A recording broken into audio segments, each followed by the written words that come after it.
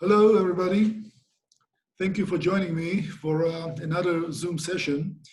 We continue our tour, virtual one, around the country and getting closer and closer to our final destination as almost everybody who comes to Israel, and that will be, of course, Jerusalem.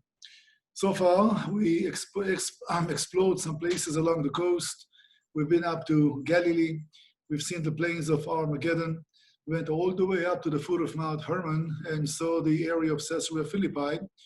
And now we are going down along the Jordan Valley and making our way to the northern shores of the Dead Sea. The site that we are visiting today is called Qumran, and Qumran presents a major challenge for archaeologists over the years. I'm going to leave that session in about 40 minutes asking you a question because nobody has a good answer. The question is, what was Qumran for? We are collecting a lot of data, we are collecting a lot of information, but some of it is totally impossible to fit in the bigger picture and to answer the question, what was the site for? When you visit a city, you can tell it was a town, and sometimes you don't know all the details, but there's no question based on population, based on some basic facilities that you find. When you visit a ritual complex, you know exactly what you're going to find. When it comes to Qumran, there is so much confusion. Number one, most people that know something about the area, and you mentioned the name Qumran, they make the connection with the Dead Sea Scrolls, and for a good reason. For years and years and years, as a result of a certain paradigm, which is no longer the case today, everybody was obvious and everybody was convinced that the Dead Sea Scrolls were written in the site called Qumran, and there was a tight connection between the two. That's no longer the case today. Today, many scholars do believe that the Dead Sea Scrolls were not written in Qumran, and the argument that they are making is very simple. Not a single piece of parchment, absolutely no scroll, nothing to connect the scroll with the site was found. Now, Dead Sea Scrolls is not a topic for today. I'm going to speak about Qumran, and I just try to share with you some thoughts later on based on some of our archaeological views. What was Qumran for? But what was found there is absolutely fascinating. The question is, what exactly was the place and how was it used over the years? As always, we're going to use the presentation. Let me bring up the map and some of the slides that you know so well by now, and we'll start exploring a place which is very, very unique. You do know that slide, by the way, it's coming from the Judean desert. When you speak about Qumran, you speak about the Judean wilderness. I'm going to show you a short video segment later on about that desert because it's impossible to understand Qumran unless we understand the location of it as well. Well, so far, those of you that follow our journey, I'm just going to remind you what was it that we saw. And if you did not, you're most welcome to join us any moment. You can always find all the material on YouTube as well. We started by the coast in Caesarea. We made our way inland to Megiddo, which is overlooking the plains of Armageddon. We went up north to see the Sea of Galilee and further on to the foot of Mount Hermon to see Caesarea Philippi. And today we're making our way all the way down south to the northern shores of the Dead Sea. And next week, we're going to climb up to Jerusalem and bring that series to conclusion with four episodes, about different aspects of Jerusalem. So today we're going to dedicate some time to a site which is still a mystery. With all the information that we gathered, we do not know exactly what Qumran was for. We speak about the Roman era, most of it. We speak about the days of Jesus. Some scholars make a connection with John the Baptist as well. I'm not going to go to that aspect, but it's a possibility. But unless you can answer clearly what was Qumran, it's hard to make such a connection. But in the past, some scholars did make the connection between John the Baptist and the people that may or may not live in the side of Qumran. Well, this is a famous picture that most of you know, the cliff face from Qumran. When you go to visit the site, we are standing on a little balcony overlooking cave number 4, which is this one, because in this cave, most scrolls were found. There are 20,000 pieces that come from about 1,000 different books. Most pieces were found in cave that has a serial number, cave number 4. But this is outside the site of Qumran, and that's part of the Dead Sea Scrolls story, which is not our story for today. Well, we're speaking about the Judean wilderness, and this is a very unique piece of land. It's unique because of a few reasons. Let me just give you some data regarding that. Number one, it's a desert and maybe the smallest one in the world. It's about 35 miles long, and it's sandwiched between the mountains of Judea and Jerusalem on one side, the Jordan Valley and the Dead Sea on the other side. One side is about 3,000 feet in elevation. The other side is about 1,500 feet below sea level. And if it's only about 12 to 14 miles away, you do understand that those slopes are very steep, and that would change the nature of the desert because of the water that flows through this area. Let me try to bring up a short video segment and show you what exactly we mean when we speak about the uniqueness of the Judean wilderness. So bear with me for a minute, as we always do, and I'm going to bring up that piece, and I hope that you will enjoy that show. Just a minute, here it goes.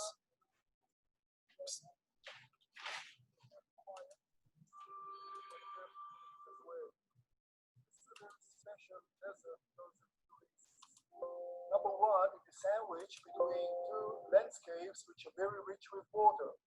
On one side, the mountains of Jerusalem, close to 4,000 feet or 3,000 feet in elevation. On the other side, the Jordan Valley and the Dead Sea, about 1,400 feet below sea level, which means a drop of more than 4,000 feet when you're walking from the mountains of Jerusalem down to the Dead Sea area. Very close to places like Jericho and like Qumran. And to remind you that when the Bible speaks about the Good Samaritan parable in Luke chapter 10, it starts by saying a man was walking down the Jericho road. Indeed, it's walking down from the mountains of Jerusalem all the way down to Jericho. It's about 35 miles long, about 15 miles wide, but it's very unique because of another reason. Rain that falls in the mountains of Jerusalem, some of it is flowing down through those canyons and ravines, and if you know how to catch the water, living in the desert is possible. And sure enough, this place was the cradle of the Christian monastic system. And once upon a time, between the 4th and the 7th centuries, there were close to 100 monasteries occupied by more than 50,000 people that lived in the desert. And the reason to live in the desert was not to mingle with the people that lived in the big towns and cities. In fact, those Christian hermits were following the example of a Jewish sect, maybe the Essenes, that also made the desert their dwelling place. So this place was a place of refuge. People like King David found shelter in this desert. Prophets like Jeremiah and Amos spent some time in this desert. If you don't want to mingle with the masses on the mountains, and you want to spend some time with God and to be in total quiet in a very serene area, a few miles away from the busy towns, you find yourself in an area like this. There's no shade and there's no water and nothing grows in this area. And this will be the way to get the feeling and the sensation. What was the 40 days in the wilderness for Jesus like? In these mountains and these valleys, Jesus was tempted for 40 days and 40 nights. So the Judean desert is providing an amazing landscape and a place of great significance historically as well. That was a buffer zone, the buffer zone that guarded the mountains of Jerusalem from the east, which means that every enemy that was assaulting the city coming from the east had to climb very steep hills through such a barren area before you get to your target, the mountains of Jerusalem. Well, it should be enough for now, just to convince you how the desert looks like. And let's go back now to our presentation to carry on. So the Judean wilderness is a very unique place indeed, and that will be the place geographically that we're going to speak about today. Well, let's move on, and let me just give a description. What would be the journey like for anybody who is making his way across the country? We start at the coast, and we're going to cross Israel topographically all the way to the other side. It's very relevant to what we're going to speak about today. You start by the coast, and then you take the gentle slopes of the Shephelah, the lowland, and you climb a little steeper up to the mountains, and then very steeply down into the Jordan Valley, and then the mountains of Transjordan on the other side. So you do understand that crossing the country from west to east, you have to climb steep mountains on one side, and then go very steeply down to the other side. that will represent, with some exaggeration obviously, the steep hillsides of the Judean wilderness that will lead you from Jerusalem down to the area of Jericho, Qumran. So you do understand the terrain that falls in this area and goes through these hills can, number one, be devastating. Number two, can be a blessing. If you know how to catch the train, how to catch the water, you solve the problem of living in the desert. Let's speak about the chronology for just a minute. What is it that we know about the site of Qumran? Well, in the excavations, they found few things that led them to the days of the first temple. We are told in the book of Joshua, chapter 15, that 6 towns were along the shores of the Dead Sea in the land of the tribe of Judah, and maybe Qumran was one of them, not under that name, which is not mentioned in the Bible. The name Qumran is in Arabic. Qamar means the moon.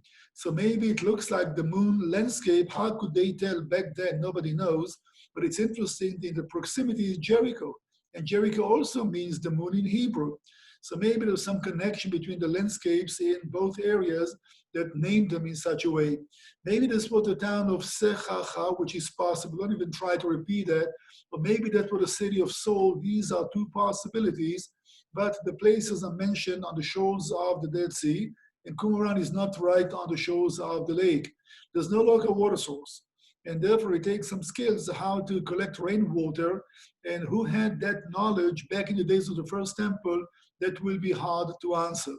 So we do know that some people lived. It was a small community that came to an end with the conquest of Judea by the Babylonians. We also know that this community that we see today, most of it was built in the second half of the 2nd century BCE.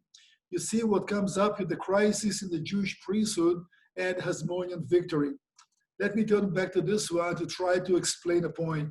In the middle of the 2nd century BCE, there was a revolt that was led by a family of priests in Jerusalem by the name of the Hasmoneans.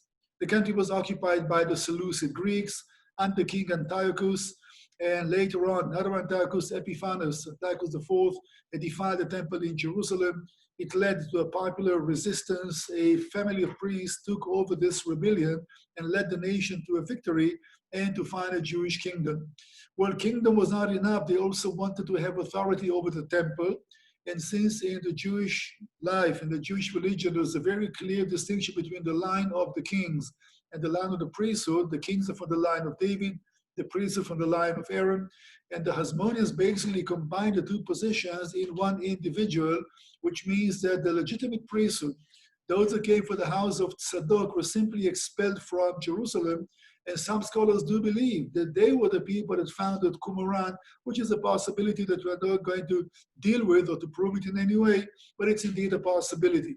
So everything that stands in Qumran today basically belongs to the Greco-Roman era, and maybe the first founders of the place in the current phase were those priesthood, the Zadokites, that were expelled from the temple in Jerusalem after the victory of the Hasmonean priesthood. We also know that there was an earthquake in the area, 31 BC, well documented, including the book of Josephus Flavius, that caused some damage over there, and the place was rebuilt. Was it occupied by the same people that dwelled there before the earthquake? It's possible. I did tell you earlier that no living quarters were found. So was it indeed a community, a town for people to live in? That will be hard to tell. So that will be some of the chronology and what was found in the site so far. Let's zoom in to try to explain what was Qumran all about.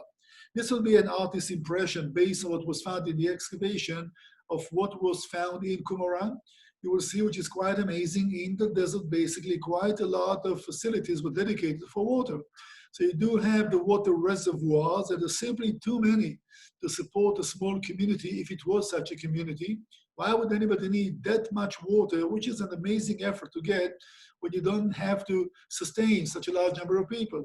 And also some of those were carried to cleansing facilities called mikvehs. When you find anything like that, that will be your indication that this was a Jewish community. So no doubt that Jews either lived in the area or used this facility. Maybe people lived in tents around, because nothing of what you see in front of you we can call a house, a home, living quarters, nothing like that was found. It's possible that people lived in the caves in the area, but when you check the caves, very few of them have any evidences that these were dwelling places. So that's part of the confusion. What was Qumran for? But that's how the place used to look like. Some public buildings for some public gathering, no doubt. But this is only the beginning of the story. It's getting more complicated, as you will see in a few minutes. So that's how the site used to look like. Keep in mind, most everything that you see in front of you is from the second phase of Qumran, not for the days of the first temple, but the one that was built, for the lack of a better idea, by the priesthood that left the temple in Jerusalem and came to live here in the desert, the priesthood of the Zadokites. Excavations, and the main one took place in the early 50s of the last century. Please keep in mind the whole area was in Jordanian hands. We are now in the West Bank or in Judea. And until 1967, this was in Jordanian hands. The man that was responsible for the excavations that was given to him by the Board of Antiquity from the Jordanian government was a Dominican French priest by the name of Roland Devaux. And he was the one that made the connection with the Dead Sea Scrolls. He was asked once, what's the connection between the two? Is Qumran that important? And he was honest enough to admit, if it wasn't for the Dead Sea Scrolls, Qumran will never get his attention. But since scrolls were found in caves in the area, he was in the opinion that if we'll excavate the side of Qumran, which is a nice big plateau above the shores of the Dead Sea, he will find a link, he'll find a connection, and that was the importance of Qumran from. So he was the one that started that paradigm that the Dead Sea Scrolls must be connected to Qumran. As I said earlier, this is something that many people question today. The problem is that most of Devaux's work was not even published. He died in September of 1971, and most of his work and most everything that was found was divided now between the museum in Amman, which is in Jordan today, and the Rockefeller Museum, which is in Jerusalem from 1967, June, in Israeli hands.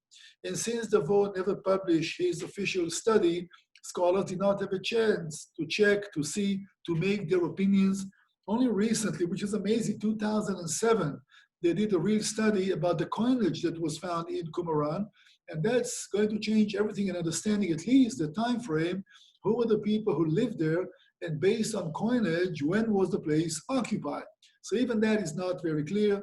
Until recently, everybody believed that Qumran was destroyed by the Roman army at 68 AD that was climbing its way to Jerusalem to conquer the city, because the latest coin that was found, which said third year for Jerusalem's liberation, which is 68 AD, was from 68, and therefore the conclusion was, since nothing later was found, that Qumran was destroyed by the Roman army. As we'll see later on, based on coinage, that could not be the case. So Roland Devaux was the one that led most of the excavations. In 2003, there was an Israeli team led by a professor called Hanan Eshel that added to that, but most of the work, and most of the knowledge that we have is coming from the work of Devaux. Look now at this picture in front of you. You do see the canyon, the riverbed of Qumran. Here's the community, and you do understand, in order to sustain people here in such a desert, you need to catch rainwater. When water is flowing down this way, they build a dam. The dam was stopping the water, creating a small pond, as you see right here. And from that pond, there was a water carrier, an aqueduct, canal, that carried water down to the community. You see some examples of it here and here. Now, I know it's hard to visualize what does it mean to have a flash flood in the desert, and how come there was enough water to collect this water and to sustain a large population of people. Let me try to share that with you, and give me a minute, please bear with me when I try to bring up that information. It may take me a minute or two, but this is absolutely amazing once you see that. Just a minute, I hope you can still hear me and bear with me, but I'll be with you in just a second and see if that's going to work. If not, we'll just carry on, okay? So let's see how this is working. Open this one. I practiced that so many times. It should work now. Well, I know it's hard to believe, but we speak about few hours of rain in Jerusalem, and that's what may happen. But the catchment area of this canyon is not that big, which means if this was a longer river, this is just a lesson for the other communities in this desert, and you have much more water that falls in the area, you solve the problem. It looks like a total desolation, that nothing can live there, but rainfall is only a few miles away. And if you can catch that water, as you can see for yourselves, you solve the problem of living in the desert. So that's how it was done in Qumran. And again, once you see that, it's absolutely amazing. It only lasts about 10 minutes, that's it, and then it's dry until the next time. But 3-4 times every year, you have such a flood running through, and that will fill up the cisterns, and that's what makes life in the desert possible. Let's go back now and carry on with our presentation. So we spoke about water, we spoke about how it was done. The question is exactly how did they use it and for what purpose? Let's deal with the population. Again, no living quarters were found, and therefore this is all sheer speculation because nobody can answer the question. But based on some caves they found in the area that people maybe lived there, and based on maybe something looks like tent poles, or maybe parts of ancient tents, even fabric will last quite a long time, such a dry climate, they came to the conclusion that if this was indeed some kind of a social center for people, we speak about 200 people or so that can find not accommodation, but services of any kind in a place called Qumran, so that will be the population. Well, water reservoirs, it's absolutely amazing. Let's speak about few. Look at the size of this one. Number one, it's a reservoir, no doubt. You see the plaster on the walls, and you do understand that everything that was plastered was not to fresco and to paint, but to keep water for a long time. The problem is that we know how these reservoirs were done in the Roman era. Very seldom you leave the water out in the open. In most cases, like in Masada, which is a great example, only 40 miles away from there, they dug 8 cisterns, and they are in the bedrock, not built up as this one, because you want to keep the water away from the sun if possible. And here, these are open reservoirs. So evaporation is very rapid when the temperature is about 120, 9 months out of the year. So why don't dig it in bedrock and keep the water so it won't evaporate and won't pollute? Because in such a condition, the water will pollute, but you do see the amount of water here will be enough for a small community that lived either in the side or someplace in the area. The other way that they were using that in Qumran was not just the reservoirs, but they used that for other things as well. They found in Qumran a large tower. This is the size of it. It's a watchtower, no doubt. It's dominating the whole area. And you see the road as well. But the problem is that Qumran was not located on the highway to Jerusalem, but about 3 miles away. So if you want to mingle with others, if you want to stay connected with society, you do not build that away from the highway, you build it on the highway. The fact of the matter is it was found a few miles away from the road up to Jerusalem.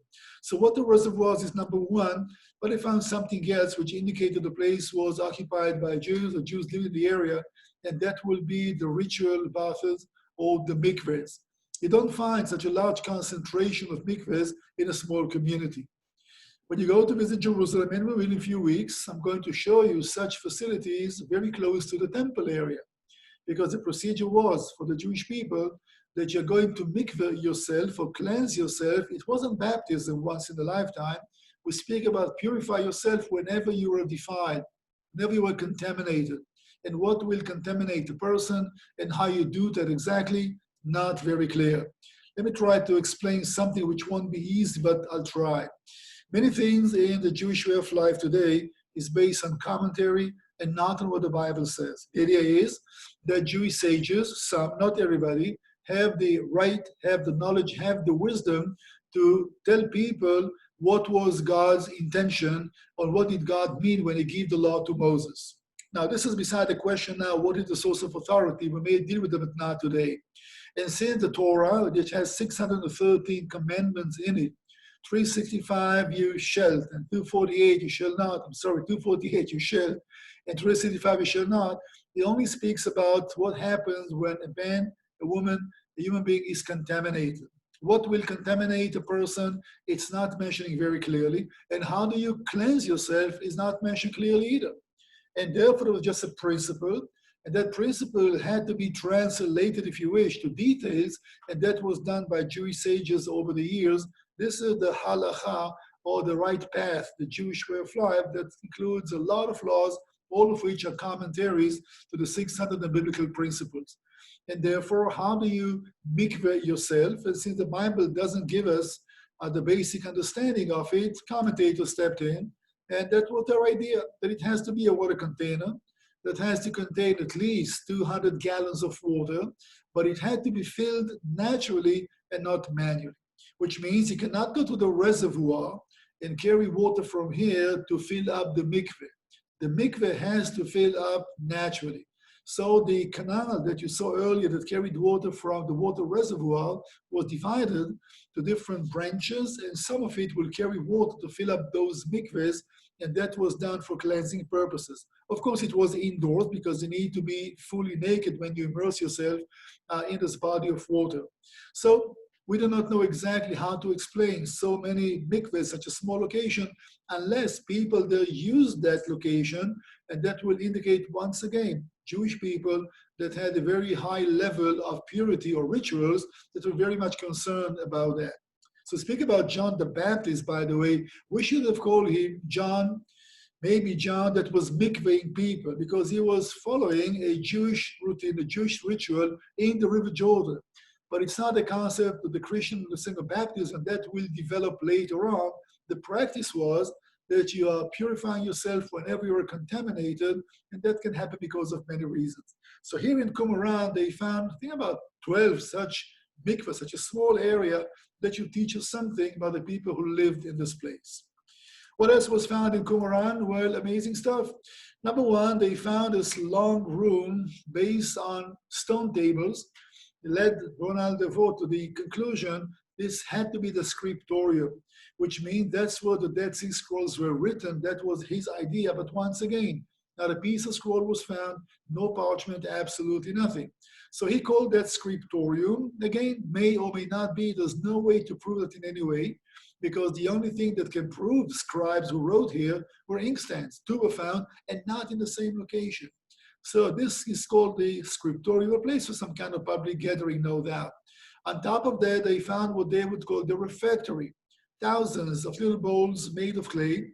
That led one of the scholars to believe that this was basically a workshop to manufacture all those artifacts and all those vessels, which is a possibility that pilgrims on the way to Jerusalem could cleanse themselves in the many mikvahs in Qumran and maybe get some of the vessels from here to be used for the Passover meal, for example, because at the Passover meal, you would only use artifacts that you made specially for the meal, and then you smash them down to the ground and leave them behind. So why carry that with you all the way from Galilee if you could, for pennies, to purchase that here or in Jerusalem? So this is the refectory. Again, that's the name given to that, still thinking that we speak about a Jewish community that lived in the area, and that would be the dining room, basically. On top of that, they find coinage. This is quite amazing. They found 3 hordes of silver coins. They found a lot of bronze coins, 1,250 coins altogether, which is strange, to say the least. You don't expect to find that much money in a small area, especially not the value of it. Numismatics, and that's the field, will tell us that to find in a small, short given time, 1,250 coins, 569 silver, all the other bronze, that will indicate a circulation of millions of coins that went through this area. How come? Was it a central bank of Jerusalem? That's impossible. So coinage is a problem. Look at these nice comms. We speak about women, maybe men as well. Men used to have long hair back then. Made of ivory, by the way. Here are some of these bowls that were found in the refectory as well.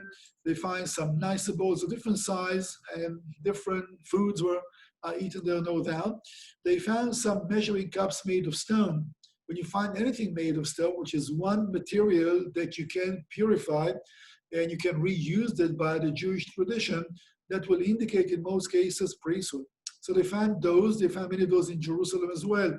They found some nice jars and other nice vessels. Look how nice this pot looks like. And an inkstand. 2 inkstands, only 2. And this was one of them. And even sandals. Well, that's nice to see. A little moving even. It will stay in a good condition, just like the scrolls did, because of the dry weather, the dry air in the area. So this is just a small selection of what was found in a very small area called Qumran. Coinage, that will be one of those mysteries. Well, as I said earlier, until about 20 years ago, all scholars were in one opinion. Qumran was conquered at 68 by the Romans, and the latest one that was found, 3 coins that basically have an inscription on them, 3rd year for the freedom of Jerusalem. The revolt started at 66 AD. Coins were minted using 66 as ground zero, so that should be 68 AD. But then they find some bronze coins that were minted in the mint in Ashkelon. Ashkelon was a Roman town back then, and these were minted most likely and were carried by the Roman army on the way to conquer Masada. It's possible that Qumran was used by the Roman legion as a post to try to cut off any assistance that Jews will send to Masada from any part from around.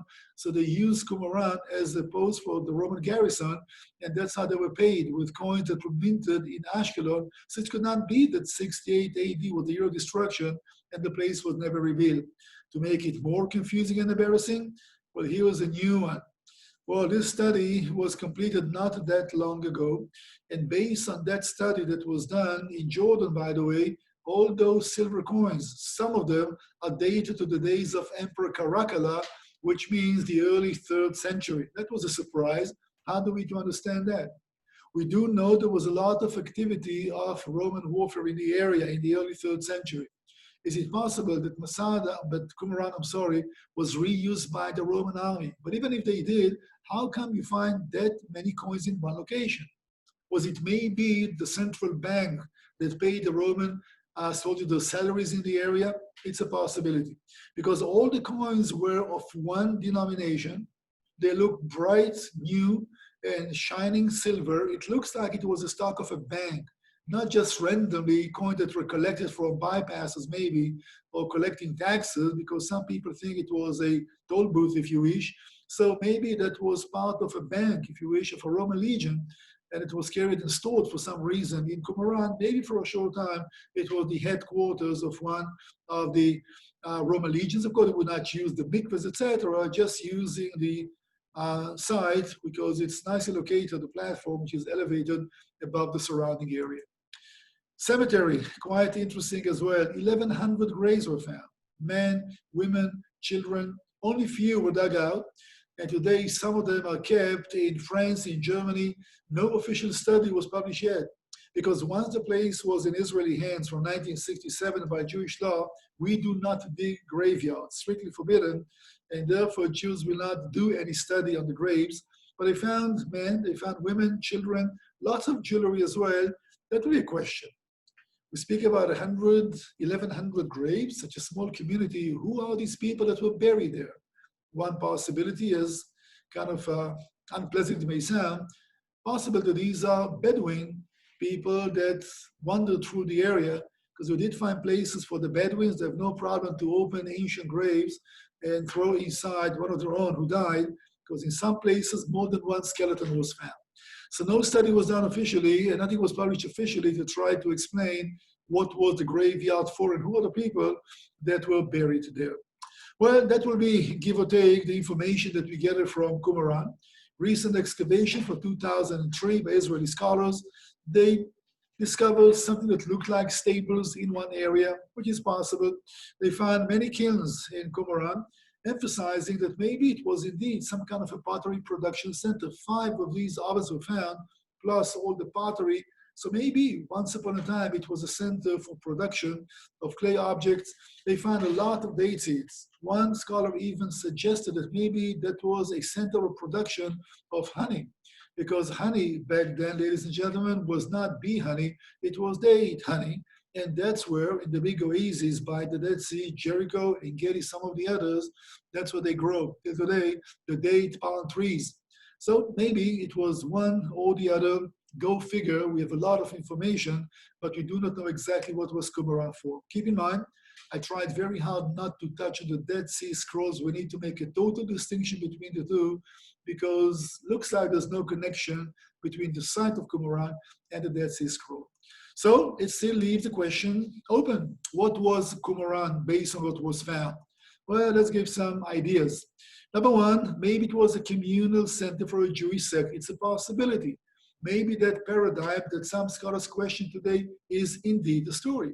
Maybe people that lived in caves in the area and wrote the Dead Sea Scrolls, that was the community center to get together maybe once a week, to have a study of the Torah and to live the secluded way of life as hermits and monks in the desert. It's a possibility. By the way, the first law in the book, the first commandment is be fruitful and multiply. So to speak about a group of Jewish men that lived this way of life, not only secluded, but alone and not married, that will be violating the very first law in the book. But it's one of the possibilities that Josephus Flavius mentioned. It is possible also that Qumran was basically a military post. Some scholars do suggest it was built by the Hasmoneans.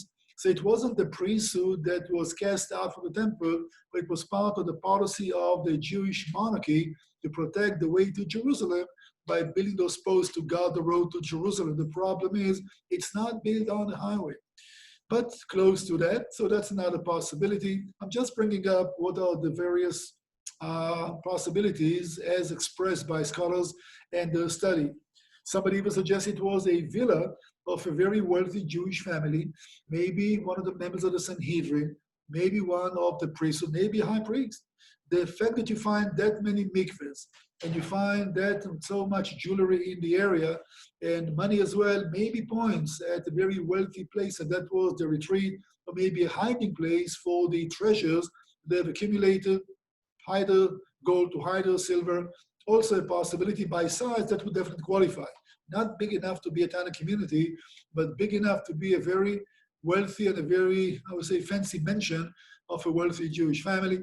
Maybe it was indeed the workshop to produce all those artifacts. And if you make the connection of the many Jewish pilgrims on the way to Jerusalem, it was an opportunity to stop there and prepare yourself to the final ascent that will take you to Jerusalem, maybe by cleansing yourself in those mikvahs, and maybe buy some pottery, some clay, some pots that will serve you when you go up to Jerusalem. This was for the Passover instead of carry everything with you from Galilee.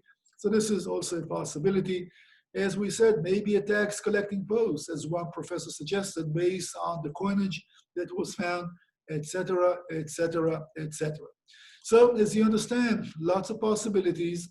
We have too many questions and not enough answers, but this is the case in many other places as well. So Qumran is very unique. Qumran is very interesting. I'm sure that with time we'll have more information about Qumran. I'm sure that more possibilities will come to the table with other theories, and maybe we'll never know. But we do know for right now, it was a Jewish place based on all the mikvahs. It is located away from the highway to Jerusalem. Lots of coinage was found over there. And again, most likely, no connection directly with the Dead Sea Scrolls. Hope you enjoyed the presentation. And as always, if you want to ask questions, don't hesitate to email me. You'll find that on YouTube. Go to my website. You'll find more information. And this week, we're going to make our way to Jerusalem, and we'll have an introduction to the city. And we're going to visit the city of David, including walking through a section of Hezekiah's tunnel. So thank you, everybody, and may the God of Israel richly bless you all.